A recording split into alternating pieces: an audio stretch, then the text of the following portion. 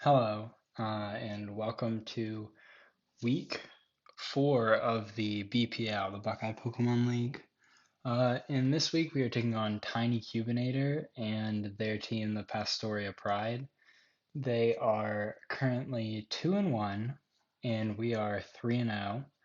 Now, to make playoffs, we're going to have to win 4 games. Simple as that. 3 games isn't going to cut it. There's going to be a lot of 3-win teams. Currently, actually, there's a lot of 2 and 3-win teams.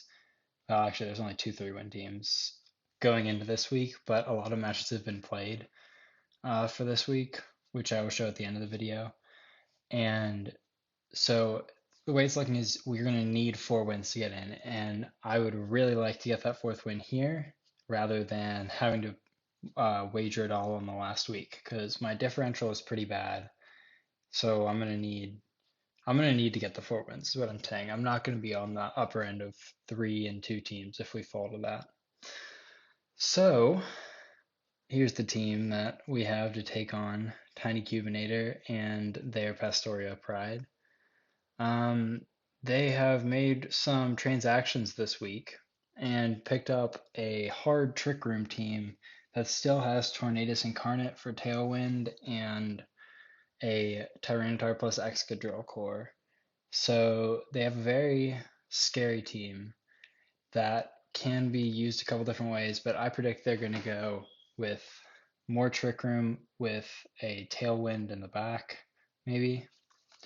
So to counteract this, I have Physical Landorus, which I was talking with Skylar, who helps me build my teams, and he was saying that I do mostly have special attackers, which is true. I pretty much only have special attackers outside of like Galarian Darmanitan. Um, and so I'm running Landorus Physical, which actually has a higher physical attack than special attack. You just run it special because Sheer Force is there are more Sheer Force boosted special moves. Um, Thundurus is here to do damage to the Thundurus Incarnate, or not their, so their Tornadus Incarnate mainly, and KO the Tyranitar with superpower. Gothitelle is this is like the set that I am most excited about. Um, it's Imprison to stop their Trick Room, to stop their Hatterene from setting up Trick Room because I imprison the Trick Room, and if it's Hatterene and DD lead, then I imprison to stop Expanding Force and Trick Room. And if I leave that next to my bottom Pokemon, Volcarona, you can't see, let me actually, Volcarona, I can then just Struggle Bug to weaken them down, to weaken the 2 Pokemon down since they're both special attackers. And that would be a very good scenario. That's what we're hoping for. And then Cotton Candy to change the weather if they bring Tyranitar Excadrill. And Mitsanote, the Torcat. This is just to generally do Torcat / Incineroar things. Try to cripple physical attackers with Will-O-Wisp, do a lot of damage with Overheat, especially to Excadrill. I outspeed Excadrill, Fake Out for faking stuff out, and Parting Shot for utility. Yeah. So on to game 1 here. Game 1, I do predict them to lead with the Hatterene and DD. So I lead with my Gothitelle and Volcarona and bring Landorus and Politoed in the back. See, their team didn't actually have a speedy Tailwind component or a Sandrush component. It was very much hard Trick Room. And so that meant Politoed wasn't quite as important to change the weather, and that means that I can pretty safely lead Volcarona and Gothitelle. So, and I'm doing this post-com because the original recording, most of the sound was there, not all of it was there. It cut out in some places, so there were like gaps in the sound, which I could do the original recording, but it wouldn't. I don't know. I thought this would be better. Anyway, so let's get it started. Turn off the music so it's a blast to my ears. But we start with our Gothitelle and Alvarosole, and we do correctly predict this lead. It's Indeedee Hatterene. So this is really good. I pretty much knew that I could win this match straight from the start as long as I didn't mess up seriously. So we do just go for the Imprison and the Struggle Bug. Now, Um, so obviously you see it works out. We take out the Trick Room. And then I'm just going to continually Struggle Bug to drop their special attack and Expanding Force to just do more damage. Um, and as you can see, this is not going to be too terribly interesting. We're just going to continually do that until here we knock out the Indeedee. Now they're going to send out Tyranitar next. After obviously Dazzling Gleaming Me, which isn't doing a lot because it's at point 4 special attack. So I bring in Cotton Candy to switch the weather, and this, so Tyranitar, since the rock type, gets a special defense boost the in the sandstorm. So I wanted to switch that and try to see how much damage I could do with Bug Buzz, and the answer is about 69%. Nice. And I wasn't really worried about Hatterene because Hatterene is at point 4 special attack. So I see he's weakness policy on Tyranitar, and this allows him to KO my Alvarosole even through my Chardy Berry that I have. And then obviously Hatterene Dazzling Gleams doesn't do much. So I bring in Harvest because Harvest has Earthquake, which can KO both of these. So I protect Cotton Candy, go for Earthquake. They protect their Tyranitar, and so I only end up killing the Hatterene and bring in their Mudstale, which both of these Pokemon are weak to Cotton Candy's water type moves. So I decide to go for Muddy Water and just protect Harvest to try to minimize damage I'm taking, because none of Harvest moves are going to do very much to either Mudstale, and Tyranitar is going to die to the water move, and I'm pretty sure I outspeed just because it seems like it's probably a Trick Room Tyranitar. So we go for that.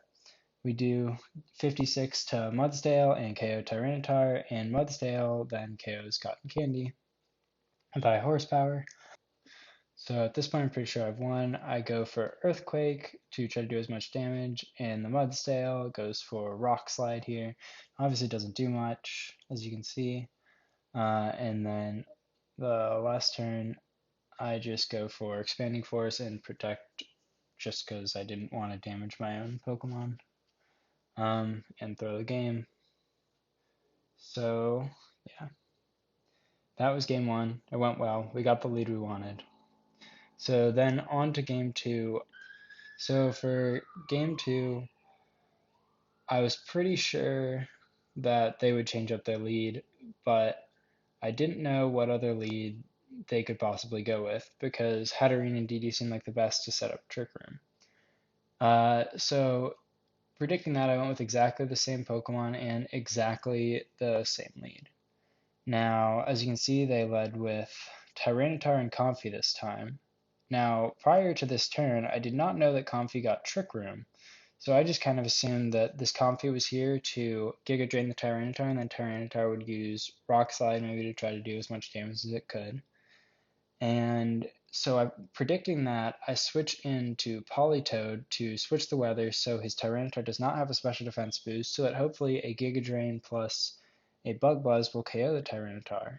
Now, this isn't what happened, because the Comfey goes for Trick Room and the Tyranitar just crunches into the Gothitelle. It was a good strategy by them to try to KO the Gothitelle so it couldn't imprison Comfey, and then so it couldn't imprison Comfey. Yeah, with Crunch. So here I am on the back foot already, and so I bring in Harvest, hoping that Tyranitar does not have Ice Punch, and I can KO Tyranitar and do a lot of damage to Comfey with Earthquake.